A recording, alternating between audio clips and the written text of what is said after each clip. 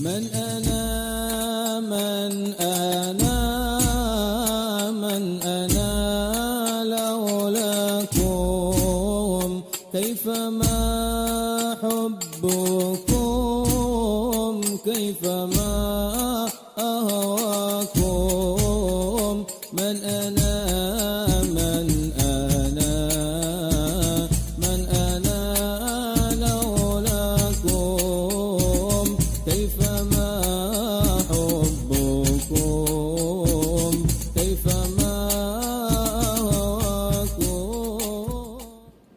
Jamaah Masjid Al-Muqarrabin, kita bersyukur kepada Allah Subhanahu wa taala atas segala nikmat dan karunia-Nya sehingga kita bisa bersama-sama untuk hadir salat berjamaah dan menuntut ilmu syariat Nabi Muhammad sallallahu alaihi wasallam.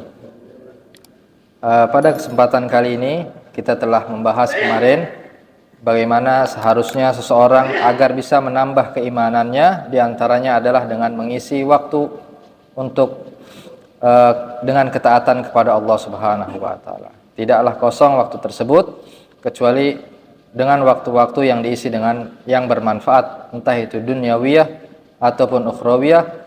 Dan kemarin bagaimana Al-Imamul Haddad mengajarkan agar seseorang itu menambah porsi di dalam ibadahnya, diajarkan. Ada tahapannya, ada caranya. Tidak langsung sekaligus. Kenapa? Karena terkadang ibadah yang datang langsung sekaligus sekali banyak itu adalah cara setan agar kita bosan untuk melakukan ibadah tersebut. Ya. Kemudian beliau sudah menjelaskan kemarin bagaimana apa yang seharusnya dibaca oleh seorang mukmin daripada aurat ataupun adkar ataupun salat sunnah. Kata Nabi Muhammad SAW kemarin, Imamul Haddad juga menjelaskan agar seharusnya bagi seorang muslim yang pertama kali dilakukan adalah membaca wirid-wirid aurat yang diajarkan oleh Nabi Muhammad. Itu dulu, kemudian dipenuhi waktunya dengan salat-salat sunnah yang dianjurkan oleh Nabi Muhammad sallallahu alaihi wasallam. Kemarin sudah dijelaskan tentang salat duha dan salat nafilah mutlak dan salat tahajud, witir. Kemudian di sini disebutkan wa'lam annahu yakbuh bi talibil akhirah an la yakuna lahu qiyamun bil lail. Ketahuilah bahwasannya keburukan bagi pencari akhirat, bagi yang menginginkan surga tapi dia tidak bisa dan tidak mau bangun malam. Kaifa wal murid la yazalu taliban lil mazid muta'arridan lin nafahat ala dawamil awqat. Bagaimana seorang pencari, ya, kita ini kan sedang pencari rahmatnya Allah, pencari ridhonya Allah Ta'ala, sedangkan kita memalingkan diri kita di saat nafahat pemberian Allah Ta'ala begitu deras di malam hari, di waktu tahajud, di waktu qiyamul lail. Waqad qala sallallahu alaihi wasallam, Nabi bersabda, inna fil lail la sa'atun la yuwafiquha abdun muslimun yas'alullahu khairan min amri dunya wal akhirah illa a'tahu iyyahu wa dzalika kullu lailatin akhrajahu Muslim. Kata Nabi, sesungguhnya di setiap malam ada satu waktu. Satu waktu tersebut yang seandainya seorang hamba muslim meminta kepada Allah Ta'ala entah kebaikan daripada kebaikan dunia ataupun akhirat, kecuali Allah Ta'ala akan mengabulkan doanya tersebut. Jadi ada waktu yang Allah sembunyikan di malam hari. Nah, bila mana kita bertepatan pas memintanya, maka Allah Ta'ala akan memberikan hal tersebut. Kapan itu? Wa dzalika kullu lailah, setiap malam, ya. Terutama nanti di malam Ramadan, di malam-malam yang memang Allah Ta'ala anjurkan untuk kita begadang di malamnya, ya, seperti 5 malam, ya, malam Idul Adha, Idul Fitr, malam Lailatul Nisfi min Sya'ban, ya. Kemudian ada malam-malam yang memang Allah Subhanahu wa Ta'ala berikan nafahat pemberiannya di malam tersebut, ya. Jadi sebagaimana doa di mana aja boleh, ya kan? Kita meminta kepada Allah Ta'ala dimanapun boleh, tapi di tempat yang bagus seperti masjid, bagus, mulia. Di masjid menghadap kiblat, habis sholat, ada waktu-waktu mustajab di dalamnya, ya. Apalagi di Masjidil Haram, ba'da sholawatil khamas, ya, dan setelah sholat berjamaah. Ya, jadi memang Allah Subhanahu wa Ta'ala meletakkan kemuliaan tempat, kemuliaan waktu untuk kita berdoa kepada Allah Subhanahu wa Ta'ala. Dan untuk qiyamul lail itu fadilahnya adalah ada malam yang bila mana kita meminta di malam tersebut pasti Allah Subhanahu wa Ta'ala akan berikan, entah itu permintaan dunia ataupun permintaan akhirat. Wa fi ba'di kutubillahil munazzalah, ada juga catatan dari kitab-kitab yang pernah Allah turunkan ke muka bumi ini di lembaran-lembaran para nabi terdahulu. Apa disebutkan? Kadzaba manidda'a mahabbati fa idza jannahul lail nama anni. Dusta, kebohongan bagi yang mengaku cinta padaku, tapi kalau malam datang dia tidur dariku, dia tidak menghadapku. Alaysa kullu muhibbin yuhibbul khalwah bihabibihi? Bukankah setiap pecinta dia akan mencintai berdua-duaan, ya, bermesraan kepada kekasihnya? Begitupun ya kita, ketika kita mencintai Allah Subhanahu wa Ta'ala, harusnya kita mempunyai waktu yang khusus yang tidak ada orang lain kecuali hanya kita dan Allah Subhanahu wa Ta'ala, ya. Nah, di sini begitu besarnya fadilah, keutamaan kita meminta kepada Allah Subhanahu wa Ta'ala di malam hari di saat tahajud, ya. Dan juga sudah dijelaskan kemarin, karena kenapa? Karena agar lebih mujarrab mengobati hati kita, ya, untuk menghilangkan riya, menghilangkan tidak ikhlas, menghilangkan bukan karena Allah Subhanahu wa Ta'ala, itu berada di malam hari untuk mengobati penyakit daripada hati kita. Wa qala Syekh Ismail ibn Ibrahim Al-Jabrati rahimahullah, beliau berkata, jumi'al khair kulluhu fil lail wa ma uqidat li waliyin wilayah illa bil lail. Sungguh di malam hari telah dikumpulkan seluruh kebaikan, itu ada di malam hari. Artinya kebaikan kita meminta kepada Allah Subhanahu wa Ta'ala, dan tidaklah diselenggarakan, ya, dilantik kewalian kekasih Allah Subhanahu wa Ta'ala kecuali di malam hari. Jadi Allah Subhanahu wa Ta'ala melantik kekasihnya itu hanya siapa daripada hamba-hambaku yang bangun malam, ya.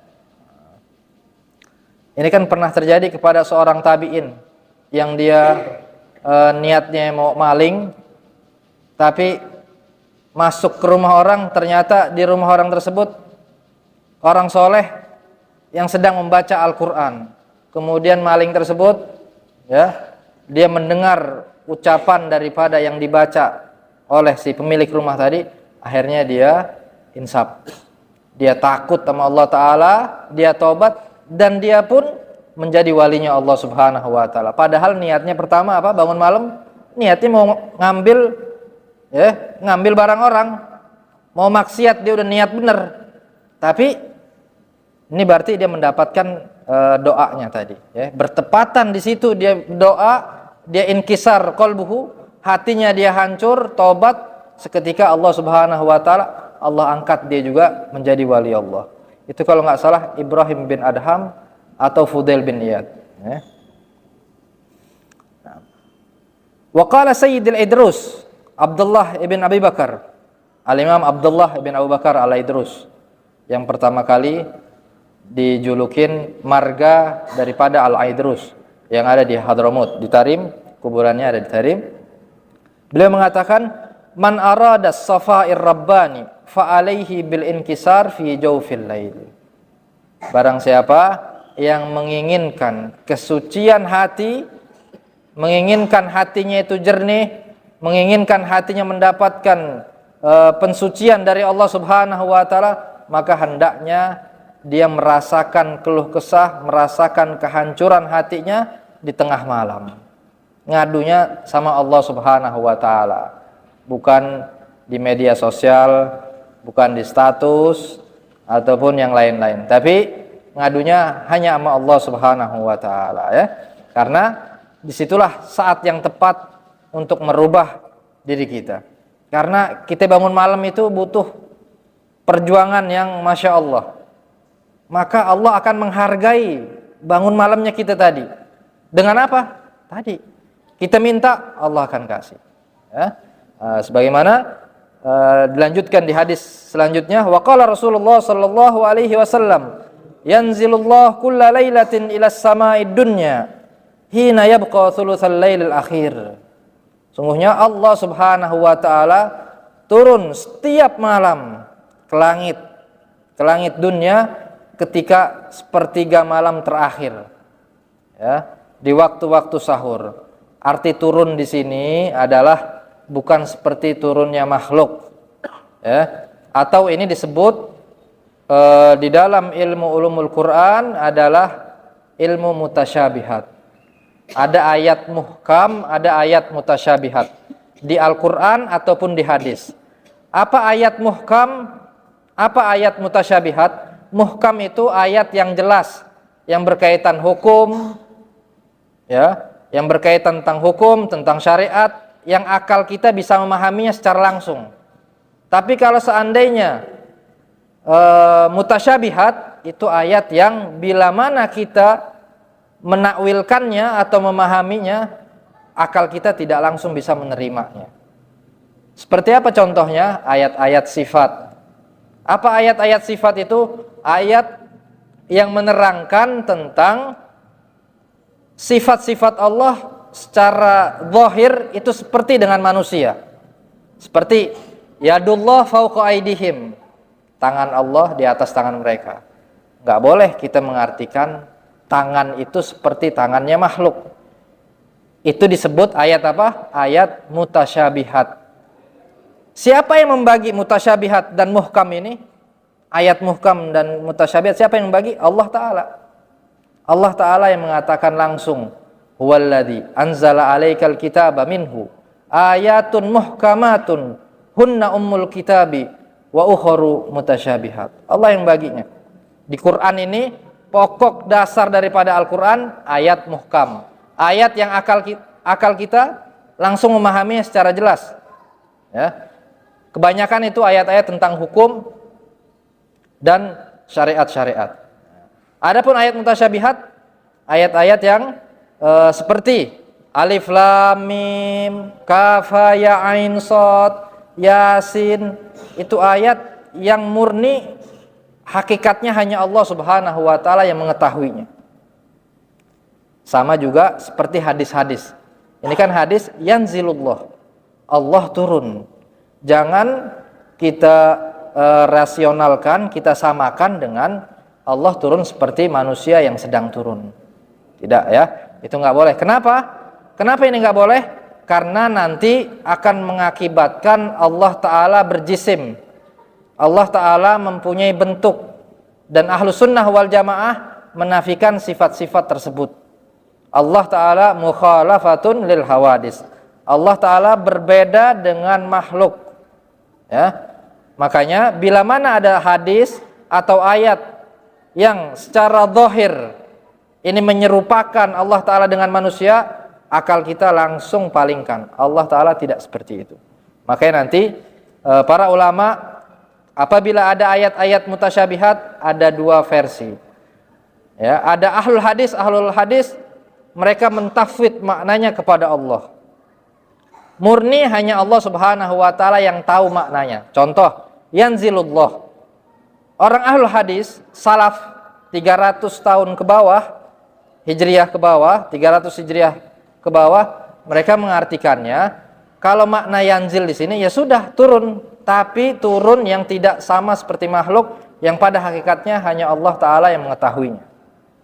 Ada lagi ulama mutaakhirin, ya, di atas 300 Hijriah ke atas sampai saat ini, mereka disebut ahlu takwil, tapi takwilan dengan yang tidak menyerupakan Allah Ta'ala dengan makhluk.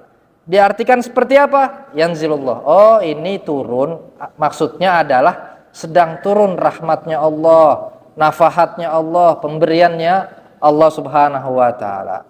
Ya, makanya kadang kalau kita membaca Al-Quran terjemah saja, tapi kita tidak belajar, kita tidak mengetahui kepada yang berhak, maka kita bisa salah. Ya, kalau seandainya diterjemah Quran, diartikan tangan Allah di atas tangan mereka, orang yang awam takutnya nanti dia memahami, oh Allah Ta'ala berjisim, Allah Ta'ala mempunyai tubuh. Nah itu bahaya, ya. Nah, jadi para ulama yang ahlu takwil, mereka mengartikan yanzil di sini adalah turunnya rahmat Allah. Yadun diartikannya apa? Ditakwilkannya apa oleh ulama? Yad ditakwilkan kemampuan, kekuasaannya Allah Subhanahu wa Ta'ala. Kenapa? Karena mereka menakwilkan dari mana? Dari perkataan orang Arab. Orang Arab itu mengatakan yad itu diartikan kudroh. Kenapa? Karena biasanya kita melakukan sesuatu itu dengan tangan. Artinya ada kaitan. Diartikan, kenapa yad diartikan kudroh? Karena memang di bahasa Arab itu yad identik dengan kudroh, kemampuan, ya. Nah, maka Ahlus Sunnah wal Jamaah ketika ada hadis-hadis atau ada ayat-ayat yang menyerupakan Allah Ta'ala dengan makhluk, kita harus bertanya lagi, belajar lagi bagaimana seharusnya memahami hadis tersebut atau ayat tersebut, ya. Kemudian ketika Allah Subhanahu wa Ta'ala turun ke langit dunia, maka Allah Ta'ala berkata, fayaqul hal min da'in fa'astajiba lahu. Apakah ada orang yang sedang berdoa, maka aku akan kabulkan doanya tadi. Hal min mustaghfirin fa'aghfira lahu. Ada enggak yang sedang minta ampun kepadaku, maka aku akan ampuni orang tersebut. Hal min sa'ilin fa'utihi. Ada enggak yang sedang meminta, maka aku akan berikan permintaannya tersebut. Hal min ta'ibin, ada enggak yang sedang bertobat kepada aku, maka aku akan berikan tobatnya kepada hamba tersebut. Sampai kapan itu? Hatta yatla'il fajr, sampai menjelang subuh, sampai subuh. Walau lam yarid fil hassi ala qiyamil lail ghaira hadzal hadis lakafa. Kalau seandainya tidak ada hadis lain tentang keutamaan qiyamul lail, cuma hanya hadis ini aja, maka sudah cukup. Saking besarnya pahala dan keutamaan daripada bangun malam itu. Kenapa Allah Ta'ala mengabulkan berapa permintaan ini, permintaan seorang hambanya? Karena bangun malam tidak mudah, ya. Maka Allah Subhanahu wa Ta'ala menghargai usaha kita tersebut dengan Allah Subhanahu wa Ta'ala mengabulkan apapun yang kita inginkan. Tidak Allah kabulkan di dunia, Allah kabulkan di akhirat. Tahu-tahu kita punya amalan, yang amalan tersebut kita nggak ngerasa kita melakukannya. Oh, ternyata ini doa-doa yang pernah kita lantunkan di tengah malam, tapi Allah menahan. Allah tidak kabulkan. Kenapa Allah tidak kabulkan? Ya, Allah Subhanahu wa Ta'ala yang Maha mengetahui.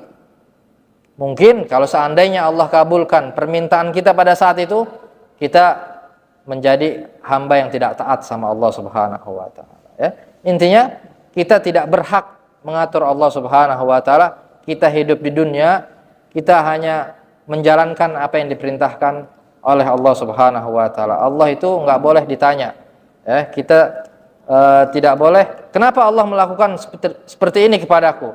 Itu nggak boleh, ya. Itu adabnya kita sebagai hamba Allah Subhanahu wa Ta'ala untuk tidak menanyakan sesuatu hal, kenapa ini terjadi ya Allah, kenapa ini begini, itu nggak boleh. Itu perkataan kata Imam Haddad, qauludil hamak, lima kaifa limadza tapi dinisbatkannya kepada Allah. Kenapa? Bagaimana? Kenapa engkau tidak menciptakan ini? Kenapa engkau enggak memberikan ini kepadaku? Itu pertanyaan-pertanyaan orang-orang yang bodoh. Karena enggak akan kita bisa menemukan jawabannya. Kalau kita nanya terus, akhirnya semakin membuat keraguan-raguan terhadap diri kita sendiri. Kaifa wal kitab was sunnah tafihani bitarghib fihi wal hathi alaih. Wal arifina billah fil qiyam bil lail munazilat syarifah wa azwaq latifah yajidunaha fi qulubihim min na'imil qurbi min Allah. Bagaimana tidak besar pahala orang-orang yang bangun malam, sedangkan Al-Qur'an, hadis telah banyak menjelaskan hal-hal tersebut.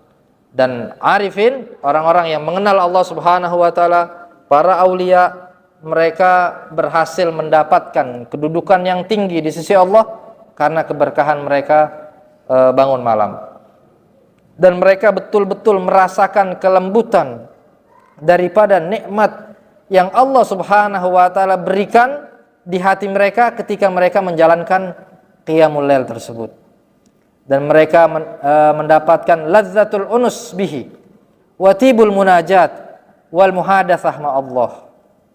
Mereka betul-betul mendapatkan kelezatan, kenikmatan, ya, bermunajat dan bicara berdua-duaan kepada Allah Subhanahu wa taala.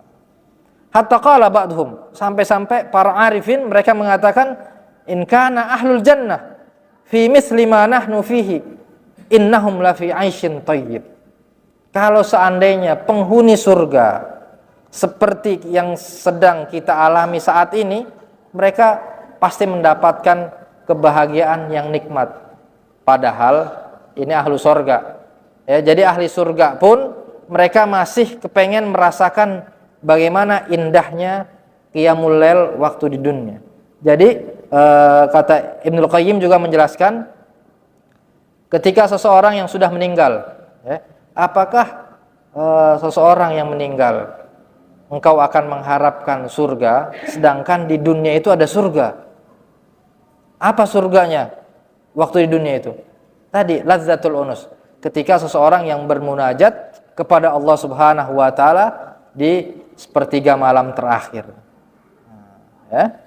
Wa qala akhar, sebagian ulama lain mengatakan juga, ahlul lail fi lailihim aladzum min ahlil lahwi fi lahwihim.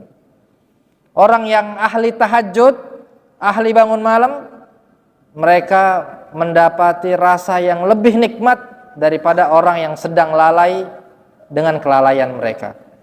Orang-orang yang biasa lalai di waktu malam hari, nikmat betul mereka merasakan pestanya lah, jogetnya lah, yang berada di tempat yang lalai.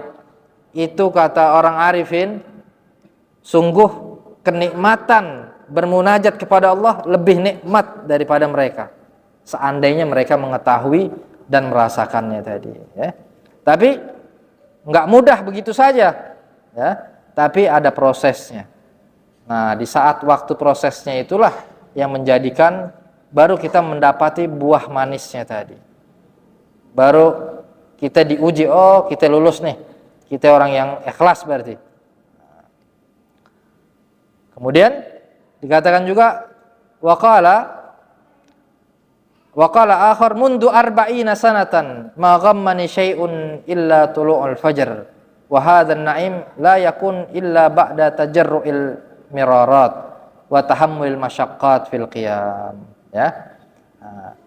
Hal tersebut itu tidak didapatin kecuali 40 tahun. Sebagian para arifin itu mereka berjuangnya 40 tahun dulu, merasakan bagaimana rasa keikhlasannya, nikmatnya, tidak riyaknya, melawan hawa nafsunya, melawan masyaqqah, beratnya bangun malam itu. Itu semua ada prosesnya. Seperti yang dikatakan oleh Utbah Al-Ghulam, kabatul lail 20 sanah wa tana'amtu bihi 20 sanah ukhra. Aku bersusah payah untuk bisa bangun malam selama 20 tahun. Baru aku merasakan hasilnya 20 tahun lebih juga. Ya. Alhasil jangan pernah putus asa untuk menjadi orang yang baik, ya. Semua kebaikan kita harus bisa melakukannya. Ya. Tidak semua kita dawamkan. Kita tahu porsinya kita. Tapi harus semua kita tidak putus asa untuk mencoba kebaikan-kebaikan, ya, amal-amal soleh yang Allah Ta'ala ridhoi tersebut. Mungkin aja kita masuk surganya lewat amal soleh yang kita lakukan itu. Yang lain kita amal solehnya ada, satu riya, satu enggak ikhlas, satu begini. Tapi di amal soleh yang ini kita bisa menolong kita untuk mengantarkan ke surganya Allah Subhanahu wa Ta'ala. Mungkin aja begitu, ya. Al-Imamul Ghazali itu orang yang alim apa? Yang kurang alim apa? Ahli di dalam fikih, usul, hadis, tasawuf. Kitabnya semua dipakai. Tapi ternyata masuk surganya hanya karena apa?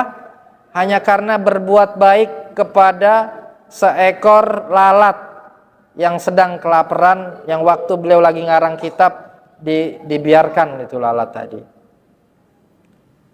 Orang soleh yang mimpi setelah Al-Imamul Ghazali meninggal. Al-Imam Syafi'i. Imam Syafi'i ini imam madhab kita. Beliau kurang alim apa? Yang kita lakukan ini ibadah, pahalanya ngalir ke Imam Syafi'i. Tapi yang dipuji saat Imam Syafi'i wafat, kemudian dimimpikan oleh Sayyidah Nafisah. Sayyidah Nafisah ini adalah Ahlul Bait yang ada di Mesir, keturunan Nabi SAW, perempuan. Tapi Imam Syafi'i mengambil sanad hadis kepada beliau. Itu dipuji oleh Sayyidah Nafisah setelah beliau mimpi Al-Imam Syafi'i. Apa dipujinya? Rahimallahu Syafi'i faqad kana yuhsin fil wudu. Semoga Allah Subhanahu wa Ta'ala merahmati Imam Syafi'i hanya gara-gara apa? Beliau wudunya bagus. Wudunya cakep. Padahal nggak dilihat tuh karyanya beliau seorang mujtahid, enggak. Ya itulah, kita ini semua nggak ada yang tahu. Kita masuk surganya dengan amal baik apa? Ya. Artinya apa? Kita nggak boleh sombong dengan amal baik yang kita lakukan. Ya. Dan banyak ulama-ulama yang mereka mendapatkan bisyarah, mendapatkan kabar gembira surganya Allah Subhanahu wa Ta'ala dari hal yang tidak disangka-sangka. Fa idza qulta madza aqra fi sholati bil lail, kemudian diajarin lagi sama Imam Haddad, kalau seandainya engkau bertanya madza aqra fi sholati bil lail, terus apa yang aku baca kalau sudah aku berhasil bisa bangun malam, ya, baca surat apa, wa kam rakaat yang bagi an usolli, terus berapa rakaat seharusnya aku sholat untuk tahap pemula ini. Fa'lam anna Rasulullah sallallahu alaihi wasallam lam yuwadzib fi tahajjudihi ala qiraati syai'in makhsus. Ketahuilah bahwasannya Nabi tidak menjalankan, ya, di dalam tahajudnya dengan bacaan yang khusus.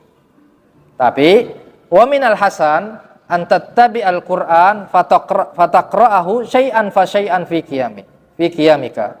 Tapi yang bagus adalah engkau membaca Al-Qur'an, ya, dari awal sedikit demi sedikit. Jadi dibikin wiritan. Berhasil qiyamul lail, surat yang dibaca pertama apa? Enggak apa-apa, baca Al-Qur'an. Ya, baca Al-Qur'an. Kalau kita enggak hafal, baca. Biar enggak bacanya itu doang, ya. Tapi kata Imam Haddad, baca dari awal. Dibikin wiritan. Ya, dibikin kayak wiritan. Dimulai dia qiyamul lail dari Alif Lam Mim, Al-Baqarah awal. Semampunya kita. Ya, mau satu halaman atau satu lembar atau setengah halaman, nggak apa-apa. Bawa Qur'annya. hatta tahtim fi syahrin au aqal au aktsar hasaba nasyatika. Ya. Sampai engkau bisa hatam sebulan atau lebih rendah, ya, nggak nyampe sebulan atau lebih banyak, ya, lebih daripada sebulan, tergantung kerajinanmu, tergantung semangatmu. Wah, ini bahaya berarti. Kalau seandainya kata Imam Haddad diajarin sebulan bisa hatam, berarti semalam harus 1 juz.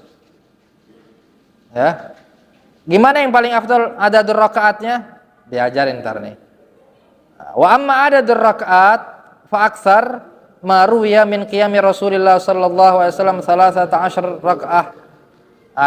Ada riwayat mengatakan Rasulullah 13 rakaat. Wa waradal iktisar ala tis'in wa sab'in wa aksar. Ada 13 rakaat, ada 9, ada 7. Intinya yang 3-nya itu witir. Ya, ditutup dengan witir. Tapi yang sering dilakukan oleh Nabi adalah 11 rakaat. 11 rakaat. Mau 2 rakaat, mau 5 rakaat boleh. Kalau 2 rakaat berarti tanpa salat witir. Kalau mau sama witir berarti 5 rakaat. Terus bacanya gimana? Nggak apa-apa 2 rakaat, tapi 1 rakaat pertama kita baca sekalian yang banyak, ya, setengah juz kayak rubu' juzu. Kalau kuat, kata Imam Haddad udah dikasih tahu, tergantung semangatmu, ya, terserah.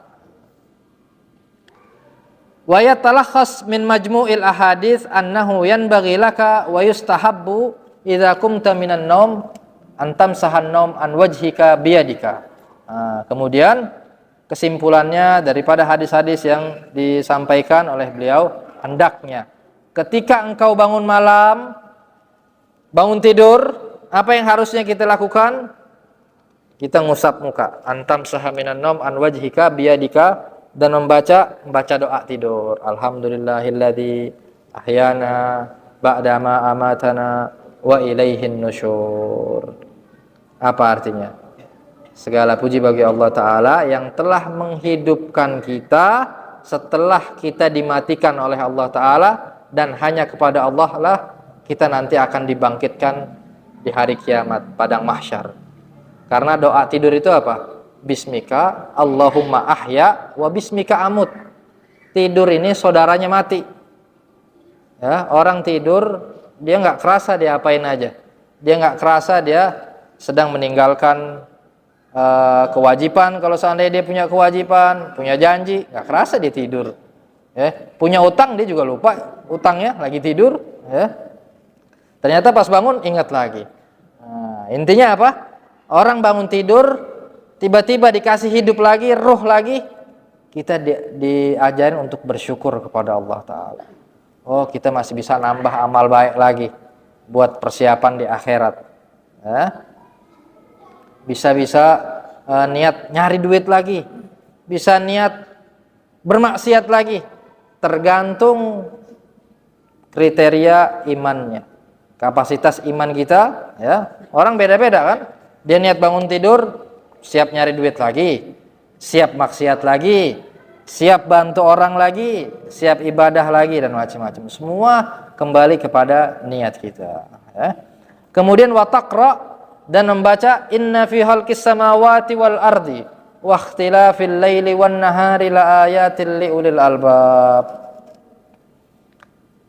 Ya, ayat ini tentang sungguhnya di dalam penciptaan langit dan bumi dan di berselisihnya malam dan di siang hari, itu adalah bukti daripada ciptaan Allah Subhanahu wa taala bagi orang-orang yang mau berfikir. Ya. Nah, kalau kita mau berfikir, bagaimana Allah Subhanahu wa taala kok bisa menciptakan siang, tiba-tiba siang, tiba-tiba malam. Tiba-tiba dikasih tanda-tanda. Ya. Dari malam mau siang itu dikasih tanda, enggak langsung matahari terang, tapi pelan-pelan dulu. Subhanallah. Manusia enggak akan bisa seperti ini. Kemudian mau petang, mau malam, itu juga dikasih tanda, enggak langsung gelap sekaligus. Biar apa? Biar kita peka. Oh, ini udah mau maghrib, Ini ada ibadah yang mau kita lakukan, kita mau segala macam ya. Itu kalau kita mau pikirkan begitu besarnya ciptaan Allah Subhanahu wa taala. Kita kemarin nih seminggu sebelum ini Allah kasih cuaca Bekasi dingin. Ya. Kayak Bogor. Keluar pakai jaket. Dikasih seminggu lagi sama Allah taala panas. Subhanallah. Ketemu orang pada ngeluh panas banget ya. Dikasih lagi hujan sama Allah taala. Kok bisa? Nah, tiba-tiba di waktu yang bukan musim hujan dikasih panas. Ya terserah Allah Subhanahu wa taala, ya. Kebiasaan-kebiasaan itu, oh ini bulan ini biasanya hujan, bulan ini biasanya panen. Di Saudi biasanya panas, biasanya tandus, tiba-tiba Allah kasih hijau. Entah itu di tanda kiamat, ya, memang ada hadisnya, ada juga ya. Entah itu faktor alam, intinya bagi Allah Subhanahu wa taala sangat mudah melakukan apapun yang menurut kita itu berat atau yang menurut kita itu tidak mungkin, tapi menurut Allah Subhanahu wa taala bisa saja. Jadi kita mau apa-apa ngadunya sama Allah. Paling enak nanti Allah yang bakal kasih dengan caranya Allah Subhanahu wa taala.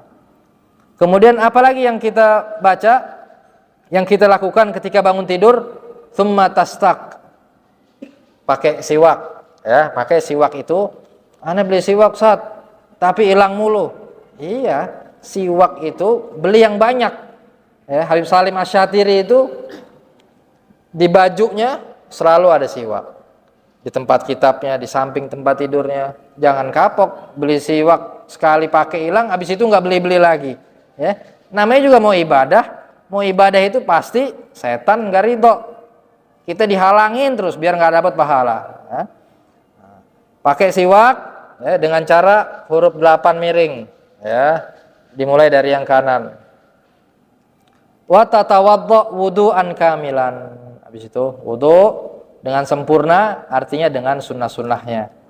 Tsumma tusalli rak'ataini khafifatain. Habis itu sholat 2 rakaat yang ringan. Ini untuk pemula. Ya, sholat 2 rakaat yang ringan, baca Al-Kafirun dengan Al-Ikhlas ataupun yang lainnya. Tsumma tusalli ba'dahuma 8 rakaat. Nah, baru habis itu pemanasan dulu. Pemanasan ringan dulu 2. Habis itu sholatlah engkau, setelah itu 8 rakaat yang kau panjangkan. Entah itu kita bisa 8 rakaat ataupun 2 rakaat dengan tadi wiritan Quran yang kita baca dari awal sampai nanti kita akhirin ya. Biar kenapa? Biar kita tahu, udah lama nih nggak qiyamul lail lagi. Ini baru di Al-Baqarah terus. Ya, kalau kita tandain begitu kan, kita tahu, kita bisa koreksi. Tapi paling tidak alhamdulillah untung ada bulan Ramadan ya. Ada bulan Ramadan itu ngebantu kita untuk kita bisa qiyamul lail, ngebantu kita bisa baca Quran, ngebantu kita bisa sholat witir, sholat berjamaah. Jadi banyak. Gara-gara apa? Gara-gara bulan Ramadan. Coba nggak ada Ramadan lagi, udah wassalam lagi, kita bingung. Gimana cara ngumpulin pahala kebaikan kita? Tapi Allah kasih cara. Kemudian kata Imam Haddad, entah itu 8 rakaat. 8 rakaat gimana? Caranya gimana? 2 rakaat, 2 rakaat. Atau 4 rakaat. 2 boleh, 1 salam pun boleh. 1 salam berarti kayak sholat isya. Tsumma in ra'aita annahu baqi indaka nasyat fatanaffal ma badalaka. Kemudian udah 8, udah 4. Ini hati masih kepengen lagi, masih semangat. Tambah lagi. Tambah apa? Sholli 3 rakaat biniyatil witir. Bitaslimatin au taslimatain. Kemudian tambah dengan sholat witir, entah 3 rakaat dengan 1 salam atau dengan 2 salam. Tapi para ulama menjelaskan mana yang paling afdol, al-fasl atau wasl, menyambung kayak maghrib, atau fasl memisah 2-1. Kata ulama yang afdol 2-1. Kenapa? Karena pahalanya bisa lebih banyak. Takbirnya itu 2 kali, salamnya pun 2 kali. Ya, nah, itu kata ulama. Bahkan kalau terus menerus dengan satu salam dengan wasal itu bisa makruh ya, kayak sholat maghrib, karena itu kayak sholat maghrib harus dibedain katanya. Al-muhim ada riwayatnya, terserah kita mau pakai yang mana. Apa yang dibaca kalau di sholat witir itu sunnahnya sama yang seperti kita lakukan di sini. Sholat di rakaat pertama sabbihisma rabbikal a'la, wa fi tsaniyah qul ya ayyuhal kafirun. Terus rakaat ketiganya apa? Al-ikhlas wal muawwidzatain. Jadi sholat witir yang kita lakukan di sini alhamdulillah itu udah ada sanadnya dari para ulama. Bukan asal-asalan ya, juga bukan istihad daripada orang yang pengen sholatnya cepat, enggak. Alhamdulillah untung ada sanadnya ya. Wala tahsab annal witr alladhi huwa 11 rak'ah syai'un wa hadha rak'at al-madhkurah fi hadha siyaq syai'un akhar kullan innahu lam yarwi an qiyam Rasulullah sallallahu alaihi wasallam ghaira ma qasasnahu alayka fa'lam dzalika wallahu samiun alim ya. Jadi riwayat 11 rakaat tadi ini adalah hanya di witir. Terus yang tadi disebutkan Rasulullah sholat malamnya 11 rakaat sama witirnya. Itu Rasulullah tadi dalam riwayat 12, 9, 7. Tapi seringnya 11. 11 itu sama tahajudnya. Tahajudnya baru ditambah witirnya. Kemudian engkau pengen kayak gimana? Terserah. Tadi kan kata Imam Haddad, yang penting riwayatnya beliau ngajarinnya 2 rakaat khafif, habis itu tambah 8, habis itu kalau masih semangat tambah witir. Dimulai dengan 3, diakhiri paling banyaknya witir 11 rakaat ya. Kemudian itu terserah bagaimana kita kepengennya gimana ya. Kalau untuk tahap pertama ya lebih baik sedikit demi sedikit dulu ya, biar kita nggak kaget. Biar nggak bosen, biar nggak jenuh. Bangun malamnya aja itu udah cakep banget. Bangun malamnya itu sudah bagus, sudah menjadi nilai lebih untuk diri kita.